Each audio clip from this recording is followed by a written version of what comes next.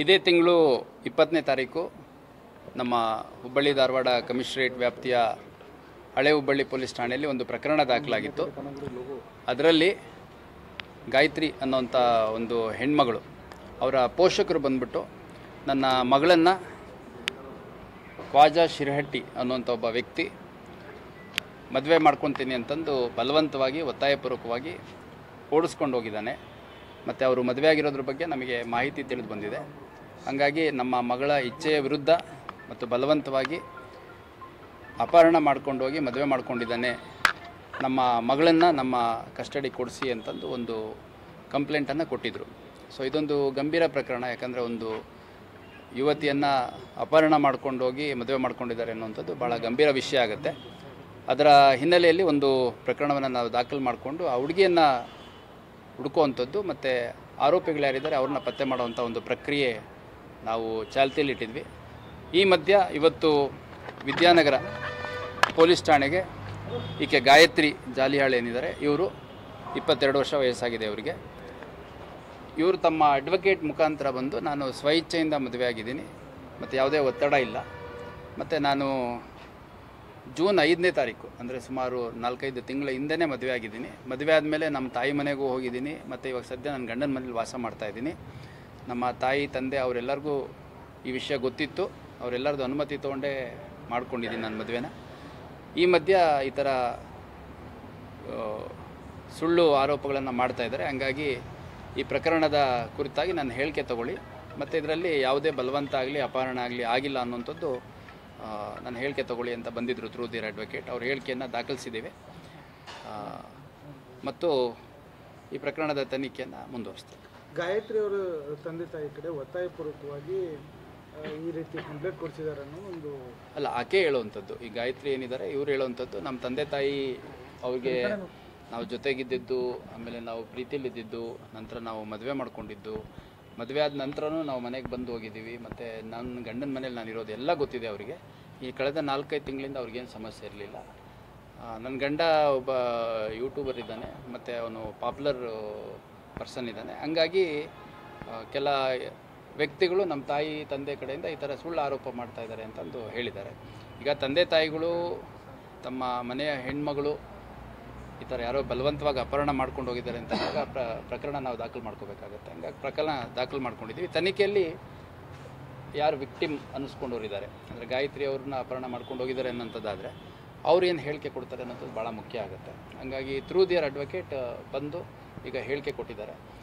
ಅದೇ ಸಂದರ್ಭದಲ್ಲಿ ಈ ಥರ ಪ್ರಕರಣಗಳಲ್ಲಿ ನಾವು ಮಹಿಳಾ ಮತ್ತು ಮಕ್ಕಳ ಕಲ್ಯಾಣ ಇಲಾಖೆಯ ಅಧಿಕಾರಿಗಳೇನಿದ್ದಾರೆ ಅವ್ರನ್ನ ಕೂಡ ಇನ್ವಾಲ್ವ್ ಮಾಡ್ಕೋತೀವಿ. ಸೊ ವಿಜಯಲಕ್ಷ್ಮಿ ಪಾಟೀಲ್ ಅಂತ district officer, women and child welfare officer, development officer, ಅವರು ಕೂಡ ಬಂದು ಅವರು ಕೂಡ ಅವರ ಆ ಹುಡುಗಿ ಹತ್ರ ಡಿಸ್ಕಷನ್ ಮಾಡಿದ್ದಾರೆ ಮತ್ತು ಅವರ ಉಪಸ್ಥಿತಿಯಲ್ಲೇ ಹೇಳಿಕೆಯನ್ನು ಪಡ್ಕೊಂಡಿದ್ದೇವೆ. ತಂದೆ ತಾಯಿ ಬರ್ತೀವಿ ಅಂತ ಹೇಳಿದ್ರಂತೆ, ಹಂಗಾಗಿ ಬರ್ಬೋದು ಅಂತ ನಮ್ಮ ಅಧಿಕಾರಿಗಳು ಇಷ್ಟ ತನಕ ವೆಯ್ಟ್ ಮಾಡ್ತಾಯಿದ್ರು. ಆದರೆ ಅವರು ತಂದೆ ತಾಯಿಗೇನು ಸದ್ಯಕ್ಕೆ ನಾಟ್ ರೀಚಬಲ್ ಇದ್ದಾರೆ ಅಂತಂದು ಮಾಹಿತಿ ಬಂದಿದೆ. ಈಗ ಅವರು ಪ್ರಕರಣ ದಾಖಲಾಗಿದೆ, ಈಗ ನೋಡಿ, ಈ ಹುಡುಗಿ ಹೇಳಬೇಕು ನನಗೆ ಬಲವಂತವಾಗಿ ಕರ್ಕೊಂಡು ಹೋಗಿದ್ದಾರೆ, ಅಪಹರಣ ಮಾಡ್ಕೊಂಡಿದ್ದಾರೆ, ನನ್ನ ಇಚ್ಛೆ ವಿರುದ್ಧ ಮದುವೆ ಮಾಡ್ಕೊಂಡಿದ್ದಾರೆ ಅನ್ನುವಂಥದ್ದು ವಿಕ್ಟಿಮ್ ಹೇಳಬೇಕಾಗತ್ತೆ. ವಿಕ್ಟಿಮ್ ಹೇಳಿದರೆ ಅದು ತನಿಖೆ ಆ ಪ್ರಕಾರ ಆರೋಪಿಗಳನ್ನು ಕರೆಸುವಂಥದ್ದು ಅದೆಲ್ಲ ಪ್ರಶ್ನೆ ಉದ್ಭವ ಆಗ್ತಾಯಿತ್ತು. ಹಂಗಾಗಿ ಈ ಲೇಡಿ ಏನು ಹೇಳಿದ್ದಾರೆ ಅವರು ನೀಡಿರುವಂಥ ಹೇಳಿಕೆ ಹಿನ್ನೆಲೆಯಲ್ಲಿ ಈಗ ತನಿಖೆ ಮುಂದುವರಿಯುತ್ತೆ ಮತ್ತು ತನಿಖೆ ಸಂಪೂರ್ಣ ಮಾಡುವಂಥ ಸಂದರ್ಭದಲ್ಲಿ ಯಾರನ್ನಾದ್ರೂ ಕರೆಸುವಂಥದ್ದು, ಹೇಳಿಕೆ ಪಡ್ಕೊಳ್ಳುವಂಥದ್ದು, ವಶಕ್ಕೆ ತೊಗೊಳ್ಳೋವಂಥದ್ದು ಯಾವುದೇ ಅಗತ್ಯಗಳು ಕಂಡು ಬಂದಲ್ಲಿ ಖಂಡಿತ ಮಾಡಲಾಗುತ್ತೆ. ಬಟ್ ಸದ್ಯಕ್ಕೆ ಈ ಹುಡುಗಿ ತುಂಬ ಕ್ಲಿಯರಾಗಿ ಹೇಳ್ತಾಳೆ. ಹಂಗಾಗಿ ಆ ಪ್ರಕಾರ ನಾವು ತನಿಖೆ ಯಾರೋ ಸಂಘಟನೆ ಪರ್ಟಿಕ್ಯುಲರ್ ಹೆಸರು ಅಥವಾ ಸಂಘಟನೆ ಹೆಸರು ಹೇಳಿದಾರೆ ಅಂತ ಇಲ್ಲ. ಹುಡುಗಿಗೆ ಯಾವುದೂ ಅದು ಪರಿಚಯ ಇಲ್ಲ. ನಾನು ಕೇಳಿದೆ ಯಾರಾದರೂ ನಿಮಗೇನಾದರೂ ಫೋನ್ ಮಾಡಿದ್ರ ಅಂತ. ಸೊ ಆ ಹುಡುಗಿ ಯಾವುದೇ ಒಂದು ಸಂಘಟನೆ ಅಥವಾ ಯಾವುದೇ ಒಂದು ವ್ಯಕ್ತಿಗಳ ವಿರುದ್ಧ ಹೇಳಲ್ಲ. ನಮ್ಮ ತಾಯಿ ಅವ್ರಿಗೆ ಇದ್ರ ಬಗ್ಗೆ ಎಲ್ಲ ಮಾಹಿತಿ ಗೊತ್ತಿದ್ದು ಯಾಕೆ ಈ ಥರ ಮಾತಾಡ್ತಿದ್ದಾರೆ ಅಂತ ಗೊತ್ತಿಲ್ಲ ಅಂತ ಹೇಳಿದ್ದಾಳೆ. ಸೊ ಪ್ರಕರಣ ಆಗಿದ್ದರಿಂದ ನಾವು ಇಷ್ಟೆಲ್ಲ ಪ್ರಯತ್ನ ಮಾಡಬೇಕಾಗಿ ಬಂತು. ಸೊ ಲವ್ ಜಿಹಾದ್ ಅನ್ನೋದು ಸಹ ಹೆಸರು ಕೇಳುತ್ತದೆ. ಲವ್ ಜಿಹಾದ್ ಆಗಿದೆ ಅಲ್ಲ ನೋಡಿ, ಈಗ ನಮ್ಮ ಪ್ರಕರಣದಲ್ಲಿ 3 ಆಸ್ಪೆಕ್ಟ್ಸ್ ಇದೆ. ಒಂದು ಗಾಯತ್ರಿ ಅನ್ನೋಂಥವ್ರು ವಿಕ್ಟಿಮ್ ಅಂತ ಹೇಳಿಬಿಟ್ಟು ಅವ್ರ ತಂದೆ ತಾಯಿಗಳು ಕಂಪ್ಲೇಂಟ್ ಕೊಟ್ಟಿದ್ದರು. ಮತ್ತು ಈ ಮುಕ್ಕಳಪ್ಪ ಅಂತ ಏನಿದ್ದಾನೆ ಅವನ ಮೇಲೆ ಮತ್ತು ಅವ್ರ ಕುಟುಂಬ ಸದಸ್ಯರ ಮೇಲೆ ಆರೋಪ ಮಾಡಿದರು. ಸೊ ಹಂಗಾಗಿ ಇಲ್ಲಿ ಕಂಪ್ಲೇನೆಂಟ್ ಇದ್ದಾರೆ ಅವ್ರ ಪೋಷಕರು, ವಿಕ್ಟಿಮು ಆ ಹುಡುಗಿ. ನನಗೆ ವಿಕ್ಟಿಮೈಸೇಷನ್ ಆಗಿದೆ, ನನ್ನ ಮೇಲೆ ಅಪರಾಧ ಆಗಿದೆ ಅಂತಂದಾಗ ಆ ಕಂಪ್ಲೇಂಟಿಗೆ ಒಂದು ರಿಲೆವೆನ್ಸು ತೂಕ ಬರುತ್ತೆ. ಅಟ್ ದಿ ಸೇಮ್ ಟೈಮ್ ಅವರು ಪೋಷಕರು ಇಲ್ಲ ಅವಳು ಸ್ವಲ್ಪ ಇನ್ನೂ ಚಿಕ್ಕವಳಿದ್ದಾಳೆ ಮತ್ತು ಅವಳಿಗೆ ಮೆಚುರಿಟಿ ಇಲ್ಲ, ಮಾನಸಿಕವಾಗಿ ಅವಳು ಮೆಚೂರ್ ಆಗಿಲ್ಲ, ಆಮೇಲೆ ಅವಳಿಗೆ ಸ್ವಲ್ಪ ಬೆದರಿಸಿದ್ದಾರೆ ಅನ್ನೋಂಥದ್ದೆಲ್ಲ ಏನು ಆರೋಪಗಳು ಮಾಡಿದರೆ ಅದನ್ನೆಲ್ಲ ಸಂಬಂಧಪಟ್ಟ ಅವರ ಅಡ್ವೊಕೇಟು ಮತ್ತು ಮಹಿಳಾ ಮತ್ತು ಮಕ್ಕಳ ಕಲ್ಯಾಣ ಅಭಿವೃದ್ಧಿ ಅಧಿಕಾರಿ ಏನಿದ್ದಾರೆ ಅವರ ಉಪಸ್ಥಿತಿಯಲ್ಲೇ ಎಲ್ಲ ಸ್ಟೇಟ್ಮೆಂಟನ್ನು ಪಡ್ಕೊಂಡಿದ್ದೇವೆ. ಸೊ ಹಂಗಾಗಿ ನಮ್ಮಲ್ಲಿ ಏನು 29ಕ್ಕೆ ದಾಖಲಾಗಿತ್ತು ಆ ಪ್ರಕರಣದ ತನಿಖೆಗಾಗಿ ನಾವು ಆಕೆಯನ್ನು it was supposed to be a rescue, ಅಂದರೆ ಯಾರಾದರೂ ಕಿಡ್ನ್ಯಾಪ್ ಆಗಿದ್ದಾರೆ ಅಂತಂದಾಗ ಅವ್ರು ರೆಸ್ಕ್ಯೂ ಮಾಡುವಂಥದ್ದು. ಬಟ್ ಅವ್ರ ಅಡ್ವೊಕೇಟ್ ಮುಖಾಂತರ ಒಬ್ಬರೇ ಬಂದಿದ್ದಾರೆ, ಲೇಡಿ ಮತ್ತು ಅಡ್ವೊಕೇಟ್ ಇಬ್ಬರೇ ಬಂದಿದ್ದಾರೆ. ಮತ್ತು ಅವ್ರ ಮದುವೆ ಆಗಿರೋಂಥದ್ದು ಜೂನ್ 5ಕ್ಕೆ ಆಗಿದ್ದಾರೆ ಅಂತ ಹೇಳ್ತಾರೆ. ಸೊ ಅದರ ದಾಖಲಾತಿಗಳೆಲ್ಲ ನಾವು ಕೇಳಿದ್ದೇವೆ.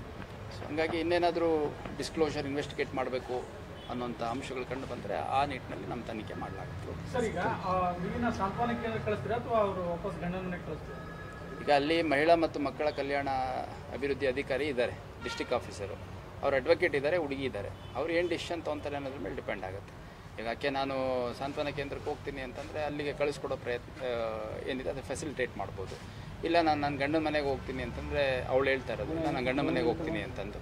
ಈಗ ಆಕೆ ಮತ್ತು ಮಹಿಳಾ ಅಭಿವೃದ್ಧಿ ಅಧಿಕಾರಿ ಏನಿದ್ದಾರೆ ಅವರು ಡಿಸ್ಕಸ್ ಮಾಡ್ಕೊಂಡು ಅವ್ರು ಏನು ಡಿಸಿಷನ್ ತೊಗೊತಾರೆ ಆ ಪ್ರಕಾರ ಅವರ ಒಂದು ಸೇಫ್ಟಿಗೆ ಯಾವುದು ತೊಂದರೆ ಆಗುತ್ತೆ ನಾವು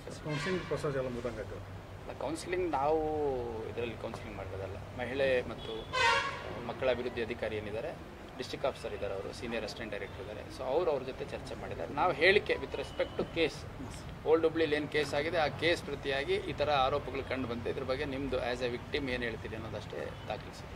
ಥ್ಯಾಂಕ್ ಯು ಸರ್.